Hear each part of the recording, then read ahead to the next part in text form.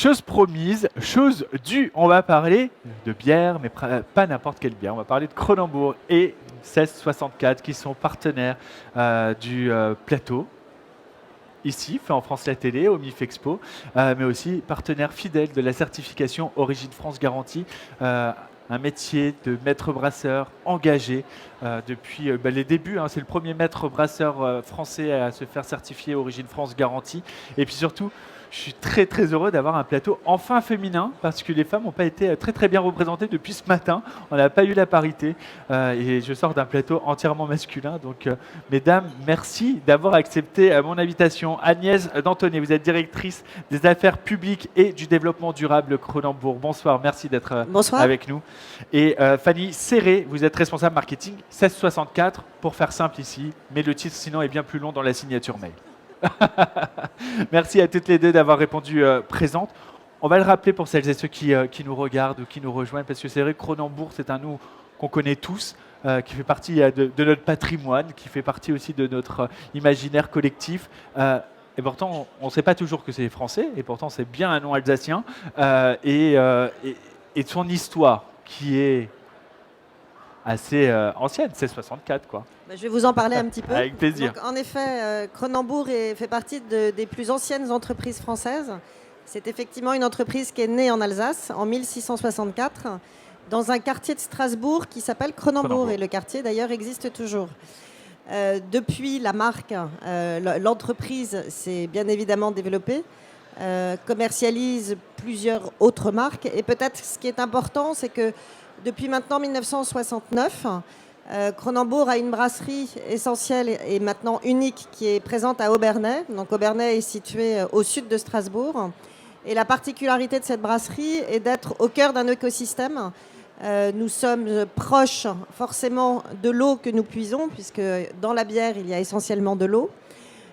Également proche des terres d'orge, puisque le Grand Est, si on s'éloigne un tout petit peu de l'Alsace, est une des grandes régions productrices d'orge.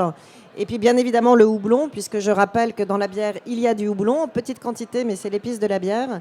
Et 95% de la production française de houblon vient d'Alsace. Donc on est vraiment au cœur d'un territoire et au cœur d'une filière. Et je pense que c'est très important de le rappeler par rapport au sujet dont il est question aujourd'hui. Donc Kronenbourg, quelles sont les marques derrière l'entreprise? Donc la marque Kronenbourg, bien évidemment. On a également une marque qui est la marque Carlsberg, car je rappelle aussi que depuis 2008, nous sommes la filiale française du groupe Carlsberg. Il y a une marque qui s'appelle la Grimbergen, donc qui est une marque d'abbaye belge. Et puis bien évidemment, la 1664. Je voudrais quand même dire aussi que nous avons Tourtel Twist, qui est une bière sans alcool et extrêmement dynamique, mais la première bière de notre portefeuille est bien la 1664 et qui remonte à l'origine de l'entreprise. Qui remonte aux origines, effectivement, sur le nom. 1664, si ma mémoire est bonne, 1952, la création. Fanny Serré, je parle sous votre contrôle. 1952, couronnement de la reine d'Angleterre. Exactement. Donc voilà, on peut lui faire encore un hommage à travers votre marque. On le lui a fait. J'imagine bien. Parlez-nous un petit peu de 1664, Fanny. Alors effectivement, comme le disait Agnès, 1664, c'est la première marque du portefeuille Brasserie Kronenbourg. On est très content d'être ici aujourd'hui au Salon du Made in France parce que la marque 1664, c'est une marque française et engagée. Et l'engagement RSE dont on va parler aujourd'hui, c'est vraiment au cœur de l'ADN de 1664 depuis toujours. Et la meilleure preuve, c'est vraiment ce label Origine France Garantie que l'on connaît, auquel on adhère depuis la création du label. On en est très fiers, donc depuis 2011. Concrètement, qu'est-ce que ça veut dire pour la marque 1664? Donc déjà, comme le disait Agnès, c'est une bière qui est brassée en France, en Alsace, à Obernai, où plus de 600 personnes mettent tous les jours leur savoir-faire pour la création de cette bière. Et la preuve, c'est qu'aujourd'hui, la bière 1664, c'est la bière préférée des Français. Donc ça, on en est très fiers. Donc un brassage en France avec des ingrédients d'origine France aussi, comme le malt dont on va parler aujourd'hui, mais également le houblon qui est un ingrédient signature de la bière. Et également toute notre partie conditionnement, donc le packaging, notre bouteille, notre verre de service. On va jusqu'à également produire notre verre qu'on va trouver dans tous les bars dans le nord de la France, nos sous-bocs et l'habillage même de nos barman pour le textile. Donc c'est une marque 1664 qui est résolument tournée vers son territoire et qui place la francité vraiment au cœur de sa raison d'être. Une marque vertueuse et qui s'engage à fond dans la certification Origine France Garantie. Tout à fait. On a parlé il y a quelques années du fonds de solidarité qui avait été lancé au Oui. moment de la pandémie. C'est vrai que vous avez apporté un soutien très très actif et puis aussi un gros support de communication parce que Tout à fait. le logo Origine France Garantie est très visible et toujours bien mis en avant avec 1664. Et Fanny, vous le disiez, on va en parler. On parle de l'orge, on parle du malt, Oui. on parle surtout de ce développement durable, cet engagement auprès d'agriculture, de l'agronomie presque. C'est ça, Agnès? Alors, on ne parle pas d'agronomie, on parle Non, on parle d'agroécologie, donc d'agroécologie. qui forcément s'appuie sur des compétences en agronomie. Peut-être un mot, parce que le développement durable, bien évidemment, aujourd'hui, et on est en plus de ça en pleine COP27, donc c'est un peu difficile de ne pas en parler. Je pense que ce qui est important toujours de rappeler, c'est que tout le secteur brassicole est un secteur extrêmement engagé.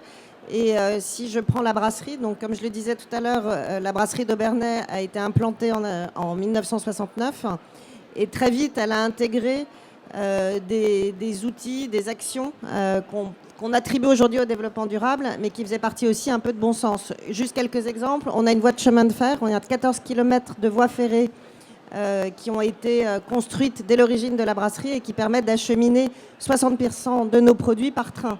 Ce qui est une chose qui n'est non négligeable, et notamment si on parle des bouteilles, et des bouteilles de 1664, elles viennent à la brasserie directement par train depuis l'usine d'Ohaille de Gironcourt.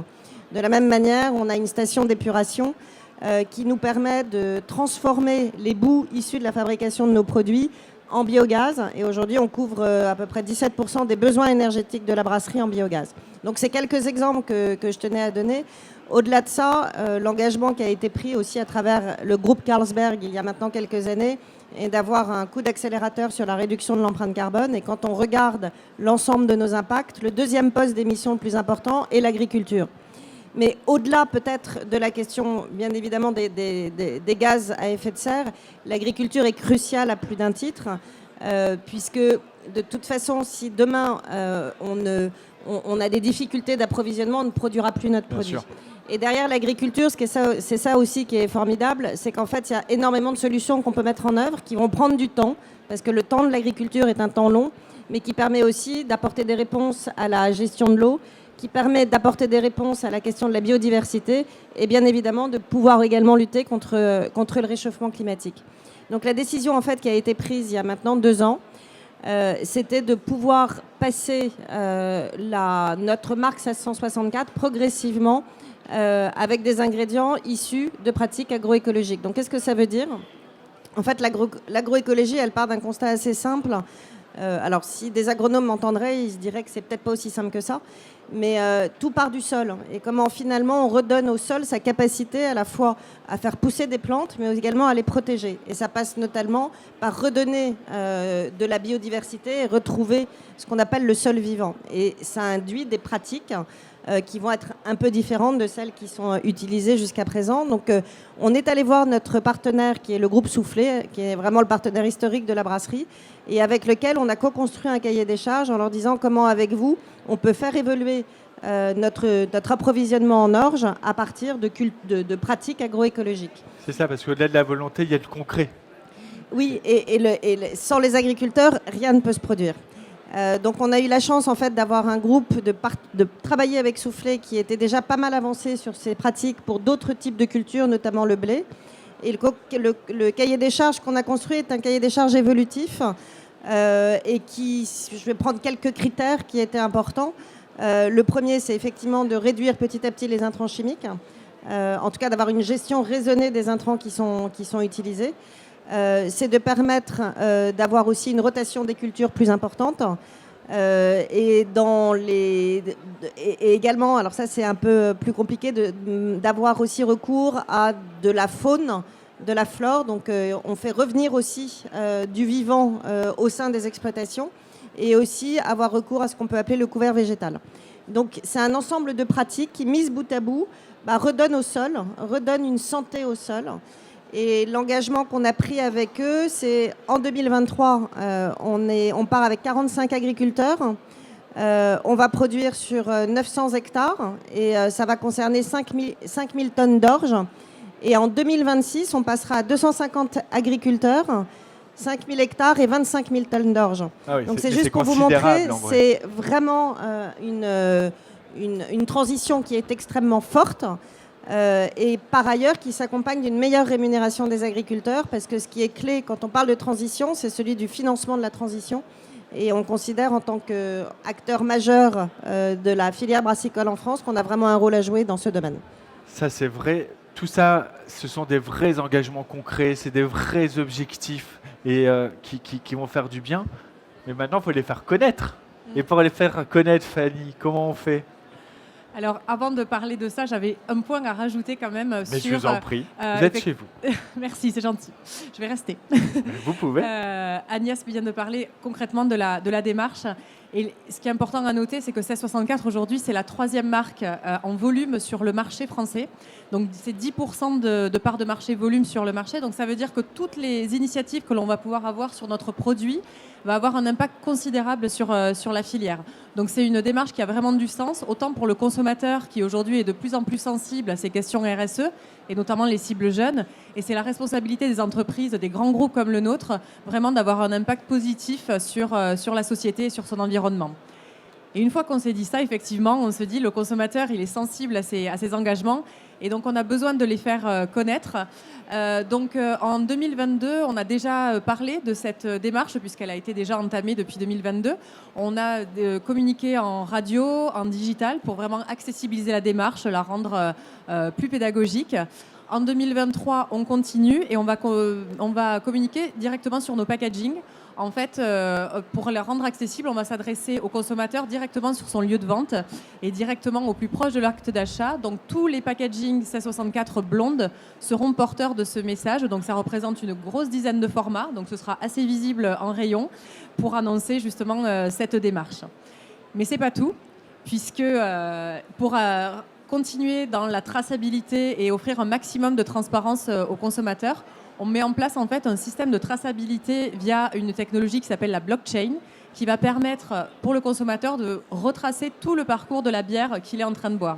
Donc concrètement, qu'est-ce que ça veut dire? On va mettre un QR code, on est tous habitués maintenant à s'en servir de façon quotidienne. Donc le QR code sera présent sur tous les packagings, sur toutes les bouteilles, et le consommateur pourra en scannant remonter, savoir quand l'orge a été brassée, quand est-ce que la bière a été brassée, l'orge a été maltée, qui est l'agriculteur qui l'a récoltée, et donc offrir à la marque 1664 un maximum de transparence. J'ai l'impression qu'on est complètement vertueux chez 1664 parce que entre la bouteille, les sous-bocs, la production, l'agriculture, la traçabilité, la transparence, vous êtes en plein dans tout ce que les consommateurs attendent aujourd'hui et c'est pour ça aussi que vous êtes parmi des marques préférées des Français parce que vous jouez le jeu. Et c'est pas que du greenwashing, c'est pas du greenwashing du tout, même en tout cas ce que je veux dire c'est que c'est pas que de la communication, c'est que c'est vraiment suivi d'actes et ça c'est super important. Donc peut-être que l'alcool est à consommer avec modération à la maison, mais on peut l'acheter à volonté quand c'est bien fait et quand ça fait du bien à notre pays. Exactement. Merci beaucoup. Merci à vous. Merci à Agnès Dantonnet, directrice des affaires publiques et du développement durable Cronenbourg, et Fanny Serré, responsable marketing 1664. Merci à toutes les deux. C'était un plaisir et merci d'être partenaire de cette opération. Merci beaucoup. À bientôt. Merci. On se retrouve dans quelques instants. On continue à vous faire vivre l'ambiance de ce salon du MILF Expo. On est ensemble jusqu'à